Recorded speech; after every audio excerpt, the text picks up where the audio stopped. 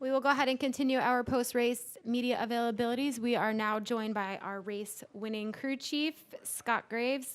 Scott, congratulations. 3 for the season. Can you tell us how you guys did this? How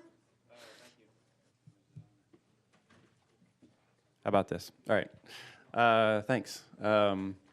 Yeah, just a lot of things went right for us at the end. There was one point where we were kind of caught up in the big wreck and had to do a little bit of work on the car, started at the back, but Chris was able to work his way back up, and then that final pit cycle, we had a really good cycle there with the group that pit, and our cars all came out, in really good position to control the race there towards the end. And then obviously having Brad with us was huge. I think, obviously that was the key, that having our 2 cars lined up and being able to work together like that.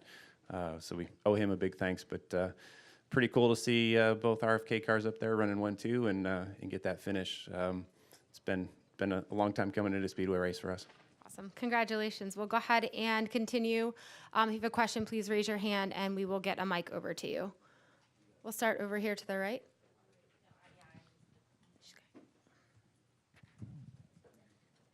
Chris Gollin with News Daytona Beach. First of all, congratulations on the win.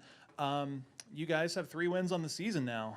This is, this is, I think, higher than a lot of people projected you guys coming into the season, and I mean that in the best way. Do you guys feel like you're a championship favorite at this point? We're contenders for sure. I think in the last month or month and a half, we've really seen a lot of growth with our team, with what we've been able to do, and just the execution of what we've been able to do through the races has really come together, and it's really coming together at the right time. So I do believe that we can be serious contenders through this through the chase. So really looking forward to it. Do we have any questions down here in the media center? We'll come down here to Lee.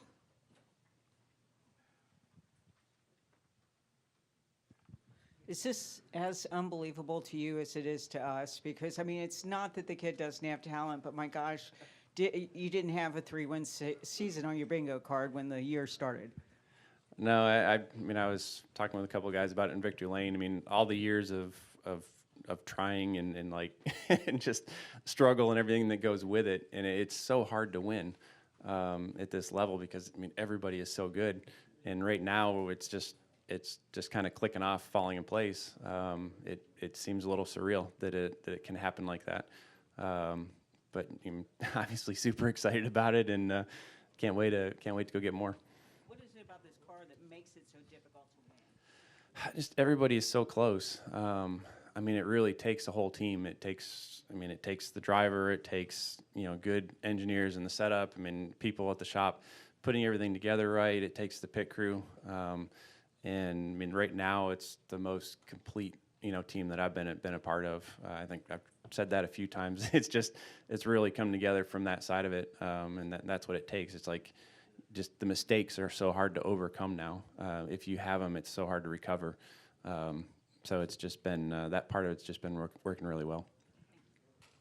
Are there any questions in the press box? No questions from the press box. Are there any further questions down here? We'll wrap with Dustin.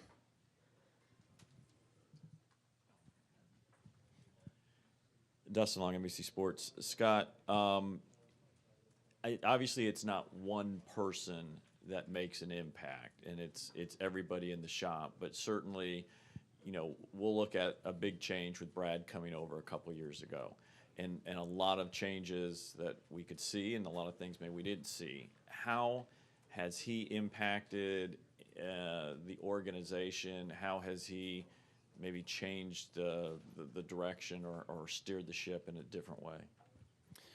I give Brad a ton of credit for what we've done and how far the company's come along. I think it started with appearance of the building. First thing is everything was redone, and, fresh paint, floors were redone, everything. Okay, that established. Here's the look. This is what he wants, and then really it's just kind of trickled down into everything. Everything. It starts at that level, but then everything you work on is kind of the expectation is that it looks at that same level of detail. And then, you know, he's really worked hard to push for the tools that we need as teams. It comes at a expense, right? It's a lot of money that maybe in the past has been, you know, like, that's not really necessary. You don't need that. But he's really pushed to help the teams get what we need to be successful. And I feel like he's kind of cleared the path for that and allows us to work on the things that we've always felt like we were good at. Now we're getting to show that we have the tools and we kind of have that clear path to go work on things and make it right. And also, you have seen these cars get upside down and some violent rolls in your car in particular before. Not going to speculate on the 41, but just how you've seen the safety of these cars and what you've experienced in your situation, and you know what the cars can do, and even NASCAR's response after an accident like what you went through. Yeah, I mean, obviously we went through that last year at Charlotte. Chris flipped several times down the front stretch there, but I mean, he came out of it relatively unscathed. So from that standpoint, I'd have to say it was pretty safe. I know there have been some things that have come up, working on obviously trying to soften the front clips. NASCAR has been very responsive on trying to, when something does come up, react to it. Don't know a lot of details, like obviously on the 41 and what happened tonight. Hopefully everything's okay there with Ryan. But like I say, so far from what I've seen, it's been very safe. Obviously there were some issues, but I feel like NASCAR has reacted fairly quickly to those things to try to address them. All right, Scott, thank you for your time. Congratulations and good luck in the playoffs. Thank you.